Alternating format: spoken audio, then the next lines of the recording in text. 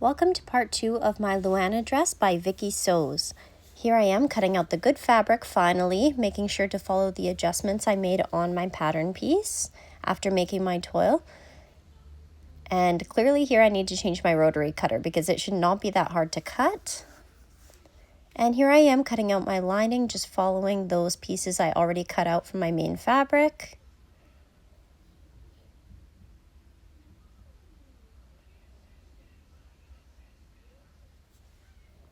And here I am. Yes, I opened my brand new pins. It felt good. It's only been about 3 years since I've purchased new pins.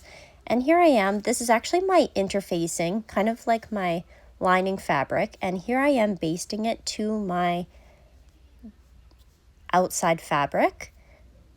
Now this is instead of using like a fusible interfacing, because over time fusible interfacings, because they have glue in them, they can kind of wear and tear and get kind of bubbly underneath your good fabric. So by using a cotton kind of under interfacing lining, it really helps. Now here I pinned and sewed majority of my pieces together, and here I am ironing out my boning. Now you want to make sure you do this on a low temperature. You do not want to melt the plastic, but you can give it some form. All right, and here I am measuring and cutting out the boning.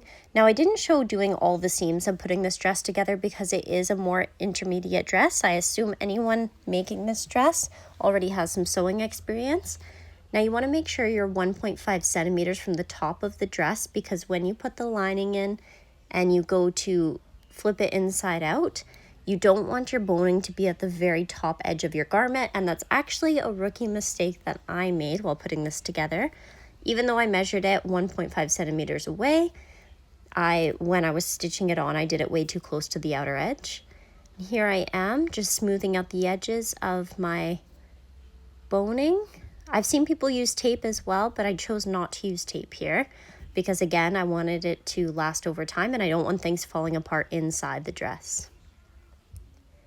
Now here, to attach the boning, we're attaching it to the lining on the to the seam allowance inside first, making sure to backstitch at the beginning and end. And here my stitch length is about 3.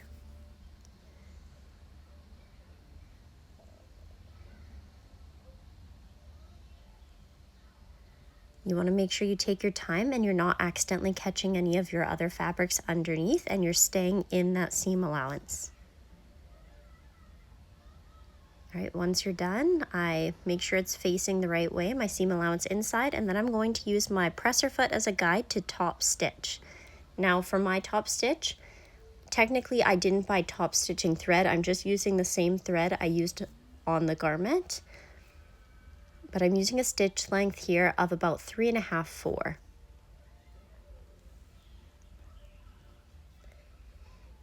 And you're not just top stitching on this dress at where the boning is on the inside of the dress, you're going all the way down these seam lines, all the way to the bottom of the dress to add structure.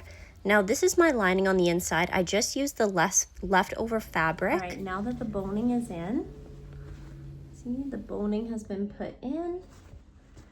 And then here you have the top stitching holding it in place. And sometimes the boning might pop in, but I can pop it back out. It changes the entire structure of the dress. I still have to iron it, and I don't have cup molds for ironing. One time I tried to put my bra inside and iron it, but of course it was polyester, so it melted.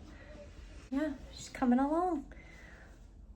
So for my next video, I'll probably be finished and put the whole thing together. Watch for part 3 if you want to see the finished product.